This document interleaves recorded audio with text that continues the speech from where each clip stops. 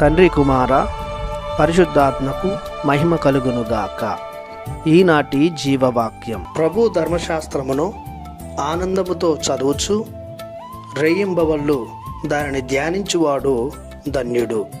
కీర్తన 1:2.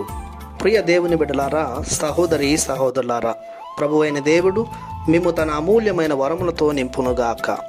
ధర్మశాస్త్రము ప్రభుని వాక్కులతో, ఆజ్ఞలతో, మేలైన విధి విధానాలతో నిండి ఉన్నది. మరొక మాటలో చెప్పాలంటే ధర్మశాస్త్రము దేవునికి మానవాళికి మధ్య గల సత్సాంగత్యాన్ని తెలుపుతుంది. దేవుడు మానవాళి జీవితంలో జోక్యం చేసుకుని వారిని రక్షణ మార్గంలో నడిపే రీతిని, మనిషి దేవుని ప్రేమను గుర్తించి దేవుని ఆశ్రయించే స్థితిగతులను వివరిస్తుంది. ధర్మశాస్త్రము లేదా దేవుని వాక్యాలను మానవాళి మనుగడకు సూత్రంగా అర్థం చేసుకోవాలి. ఎవరైతే దేవుని వాక్యాన్ని, దేవుని ఆజ్ఞలను స్వీకరించి అర్థం చేసుకొని వారిని అనుసరిస్తూ జీవిస్తుంటారో, పదే పదే దైవ మాటలను ధ్యానించి మనసునందు, హృదయమునందు దాచుకుంటారో వారు ధన్యులవుతారు. ఎందుకంటే దేవుని వాక్కులు సత్యమును, జీవమునై ఉన్నవి, మార్గమును, ఆత్మయును అయి ఉన్నవి. దేవుని వాక్కులు రెండంచులు గల ఖడ్గము వంటివి.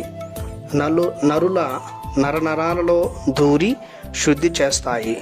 జ్ఞానమును, వివేకమును, బుద్ధిని, తెలివిని, విచక్షణను నేర్పిస్తాయి. దైవ జ్ఞానాన్ని, దైవ భక్తిని, దైవ భయాన్ని పోషిస్తుంటాయి. విశ్వాసాన్ని, నిరీక్షణను, జీవిత విలువలను పెంపొందిస్తుంటాయి. నీతి, నిజాయితీ, న్యాయం గల వ్యక్తిగా ఒక మనిషిని తీర్చిదిద్దుతాయి. ప్రభుని మార్గాలను చూపించి దైవానుగ్రహాలను పొందే స్థితికి చేరుస్తుంటాయి. దైవమే సమస్తమని, దైవాన్ని అంటిపెట్టుకొని దైవం కనుసన్నులలో బ్రతకాలని బోధిస్తుంటాయి. కావున అనునిత్యం ఆ దేవదేవుని వాక్యాలను స్మరిస్తూ, పరిశుద్ధ గ్రంథాన్ని పఠిస్తూ, పాటిస్తూ జీవించుదాం. ప్రార్థించుదాము. మా రక్షకుడు అయిన దేవా, మీకు మా వందనం, మీకు మా స్తోత్రం. మీ మాటలలో జీవం గలదు, సృజనాత్మకత మెండుగా దొరుకును. మా జీవితాలను శుద్ధి చేసి జీవన బాటలో నడిపే మీ స్థిరమైన వాక్కులను వింటూ, చదువుతూ, రేయింబవళ్ళు ధ్యానిస్తూ జీవించే గొప్ప అనుగ్రహాలను మాకివ్వమని మీ ప్రియ కుమారుడు యేసు నామములో ప్రార్థిస్తున్నాము తండ్రి. ఆమెన్. దేవుడు మిమ్ము దీవించునుగాక. ఆమెన్.